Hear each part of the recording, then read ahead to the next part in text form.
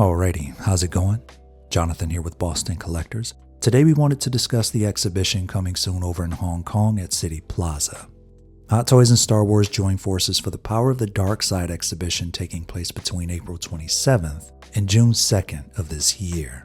As mentioned previously, the event will make its first stop in City Plaza over in Hong Kong.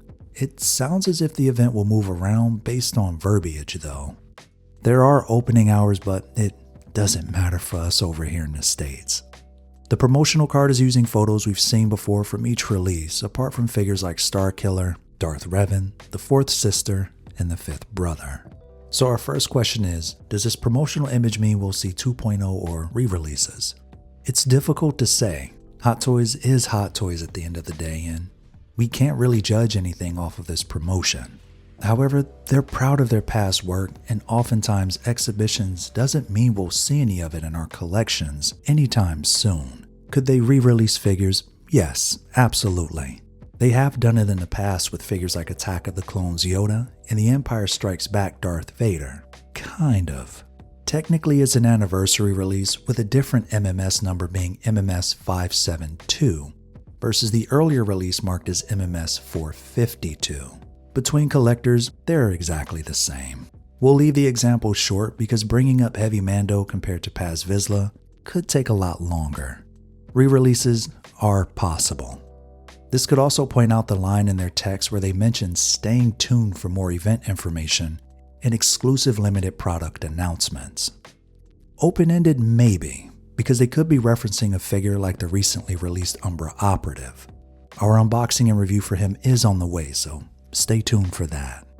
Our question is this: do any of the figures presented here require a 2.0, or would a 2.0 be nice because we don't own them?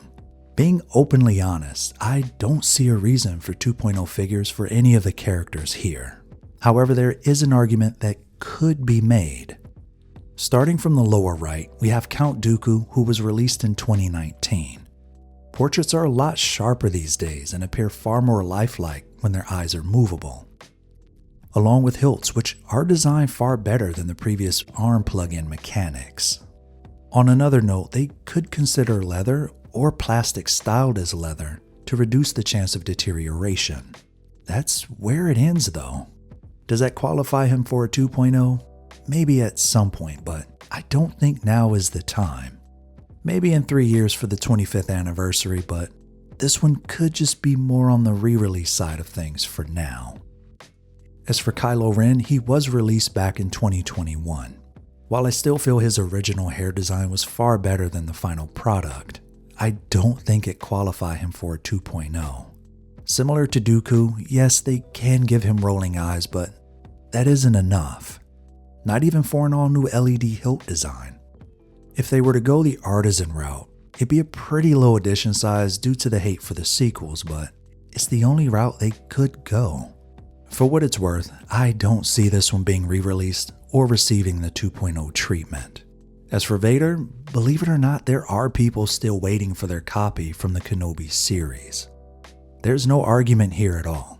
It just came out and we recently reviewed it here on the channel. As for Reva, she came out roughly 3 months ago as of this recording, and we reviewed her 2 months ago. Again, this is just Hot Toys showing off their work. Same goes for the Grand Inquisitor.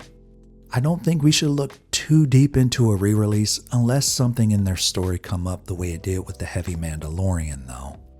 From my perspective, I couldn't drop the extra cash for a re-release unless there are significant changes.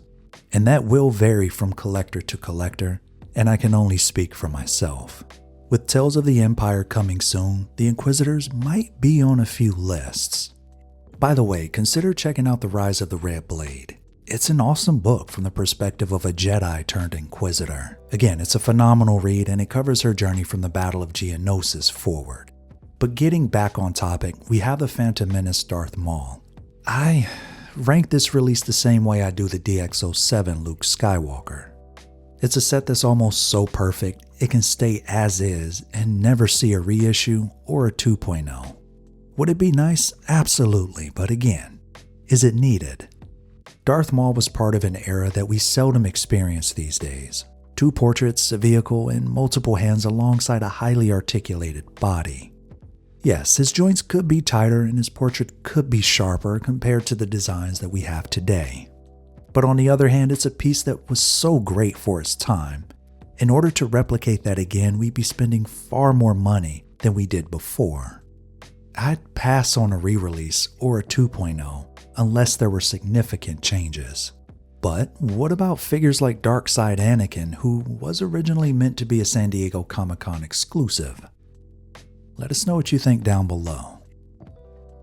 As for the other characters represented, Merrick is currently waitlisted, and the 4th sister and 5th brother are RSVP'd.